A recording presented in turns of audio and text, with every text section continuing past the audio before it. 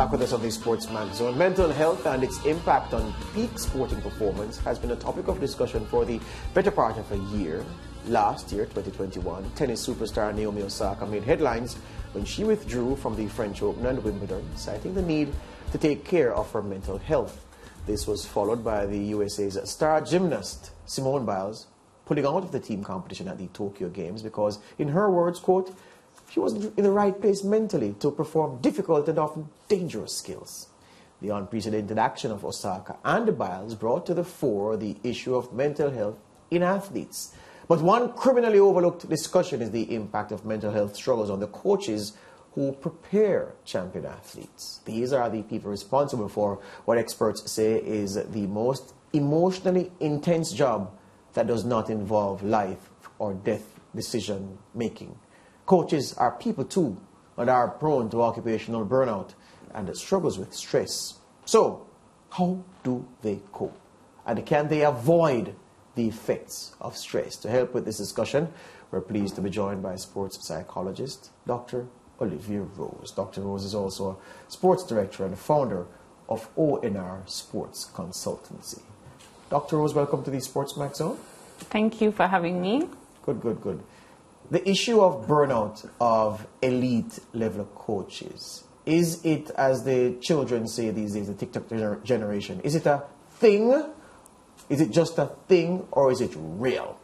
It is actually very real, and I am happy we're having this discussion because many times, as you would have mentioned, the support staff or the head of the support staff for athletes, who happens to be the coach, is often overlooked, and in terms of their mental health or prioritizing on their mental health.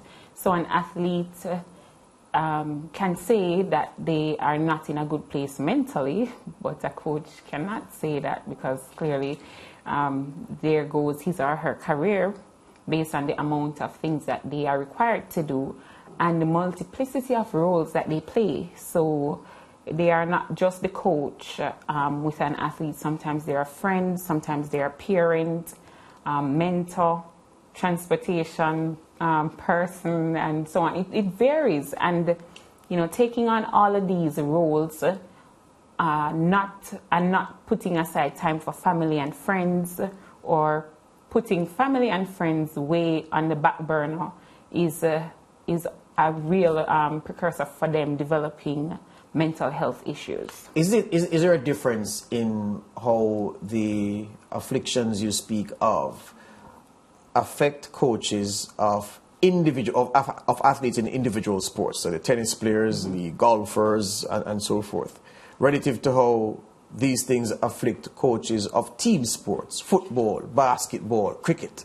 Okay, so I'm happy you asked that question because each sport has its own set of rules and guidelines and pressures, and the stress and the demands vary, but they are just as intense because at the end of the day, there's no coach that I've ever worked with for any type of sport that wants to lose, and there's still this amount of emotional intensity and passion and drive about researching the sport, even if it's an individual-based sport or a team-based sport. Of course, there are some sports, especially from a Caribbean base, that we consider more popular, so there are more fans and there's more attention and more pressure. But it doesn't take away from, for instance, quote unquote, let's say, I'm going to say football would have been the example I'd be using earlier, and say table tennis, because it is just as intense for the coach in making preparation to take the athlete to the next level. And I remember actually being at a conference once when one coach said, okay, this is my 5th marriage, because the first wife couldn't understand why they had to be away on Monday. The second one couldn't understand why they had to be away on Tuesday, and so on. And it's like they have to always be away because of the nature of the job.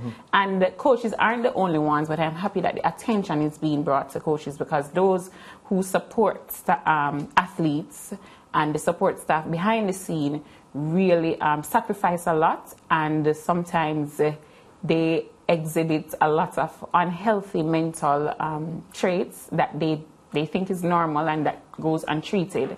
So I'm really happy we're having this discussion, and I am hoping that from this, there will be greater awareness, and for coaches to feel okay, even in this cultural context, to say it's okay that I am not okay and I need time to recover, because under recovery usually leads to emotional instability. Then when you're not in a place that you have fully recovered, that's where poor decision making comes in, and so on. And then it filters down to every other area in your life. And sometimes, too, because of the short contracts that they're given, having to be so intense for a short period of time with so many things at stake and wanting to still maximize the potential of athletes or athletes in their care, they sometimes neglect their own physical and mental health. You referenced the difference of coaching application in different sports, because there obviously will be a different level of application depending on the sport. I say that to say that, like a cricket coach, his span of strategizing for a team is shared with the captain, because when the players are on the field, the captain makes most of the strategic decisions. But a football coach, on the other hand, has to decide everything about strategy with the team, and you see him on the sideline shouting, which you don't see at cricket. So I would suspect that a football coach has a far more, well, let me say far, because I don't want to underestimate the role of other coaches, but looking on as someone who doesn't have the job as a coach, I think that a football coach has a more stressful job to get results and to please team owners and so on than many other coaches, especially because football is what it is, the world's greatest sport. Horse racing is the worst. No. Football is George. Most popular, yes. The greatest sport. Yeah. Horse racing. But go on, Dr. Rose. The thing is, I really... Shame on Lance. This is a difficult one for me as well, because I do understand, and having worked with so many different types of coaches, I understand the intense pressure that is obvious and faced in front of everyone. So the pressure is right there in front of everybody else. Not to say that the others don't experience it, but in football for sure, yes. I would agree. But then there are some coaches also based on their personality type that are overly, I don't want to say obsessed, but they're extremely intense. So they're constantly playing over what they didn't do, what they should have done. And they do not rest, they don't sleep enough. Just so that's one, let me just put that out there. And sleep is very important for recovery, which is why I'm saying there are several studies also that support that there is a strong correlation between under recovery and emotional instability. And then you are required to make decisions, sometimes in fast pace, because I'd say a basketball coach goes under immense pressure as well. All types of coaches. So coaches generally really need to take stock of their mental health, and it's very important that their support networks are in place. I know for a fact the University of the West Indies, Mona, through the Faculty of Sport, will be conducting free workshops for coaches virtually, addressing mental health and wellness for coaches. So we are hoping that through those virtual sessions that they'll come out and it's free, and participate and share their narratives and ensure that their support system is one that truly does not add further stress to the amount of stress that they have to go through, and that they find a psychologist or a trained professional who understands their particular job. Yeah, and George, she just mentioned about coaches with different personalities and so on. Jose Mourinho turns 59 years old today. Yes. And he has, well, he was the special one. Yes. No, he's the old one. Dr. Rose, the coping mechanism. So you spoke about support networks. Coping starts with the individual, I'm sure some people would say, especially in the studied fields of medicine or otherwise, behaviorists. But for athletes, you know that there is this cocoon that people will be running to wrap around them, especially the more successful they are, to wrap around them, to protect them. There's cushion, there's succor, there's comfort everywhere an athlete looks.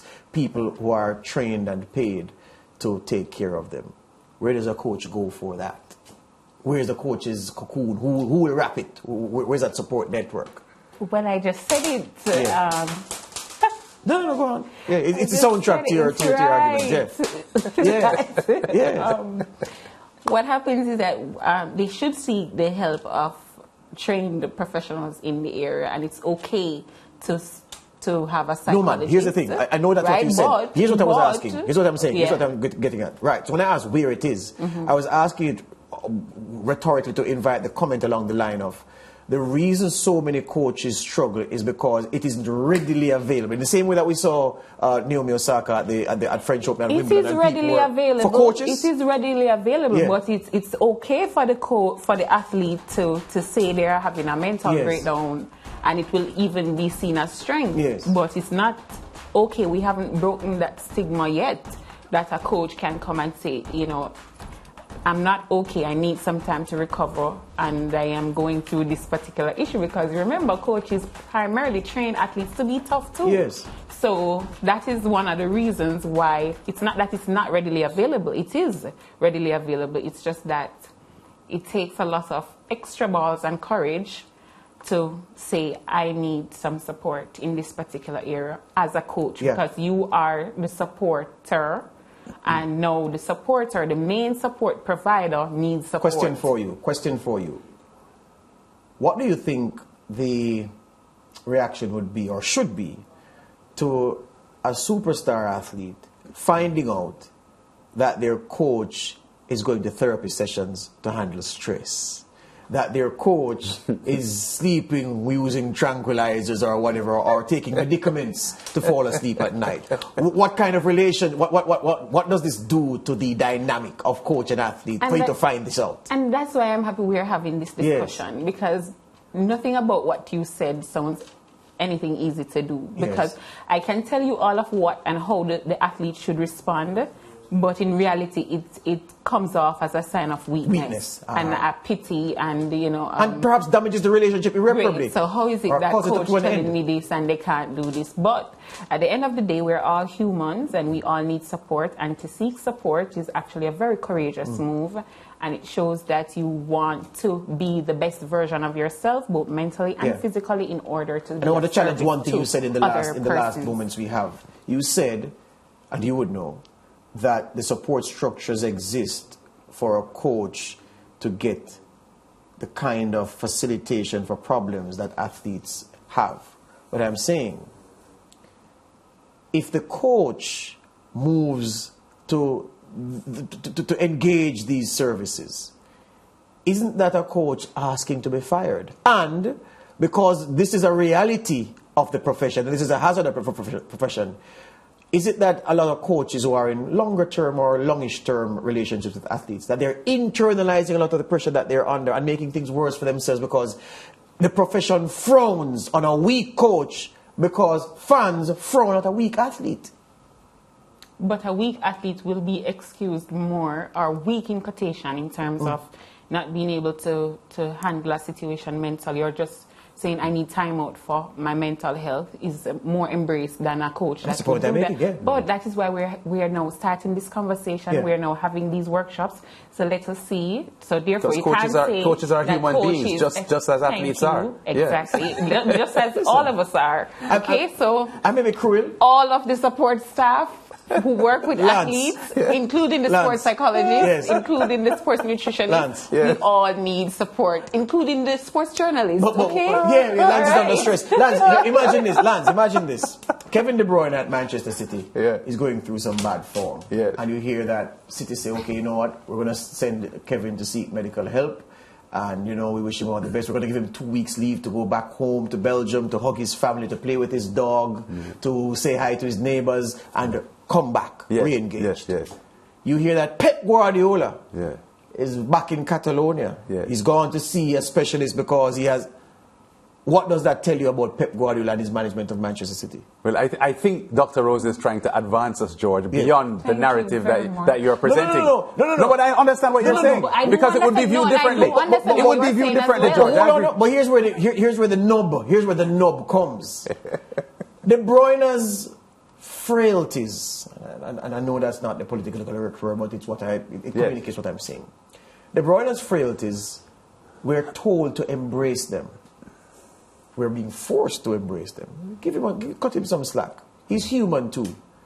But the coach going for the same thing would not get the same reaction, is the point I'm making. So I'm saying it is just the way of life, and a coach seeking the kind of help that is there for an athlete, that is expected to be engaged by an athlete, will never be accepted in the way that an athlete is expected to seek help if they have mental problems. And it's a way of life, it's a way of sport. If Dr. Rose has her way, you would have to take back the comment that it would never be seen the same way. Eventually. I am just waiting on time to just reveal that may eventually happen, and I hear what you're saying, but I'm still hopeful. Yeah, the revolution is happening. The revolution will be televised. Very much so. There you go. Dr. Rose, thank you very much for stopping by. Thanks for having me. Yeah, we hope that the revolution is televised on SportsMax.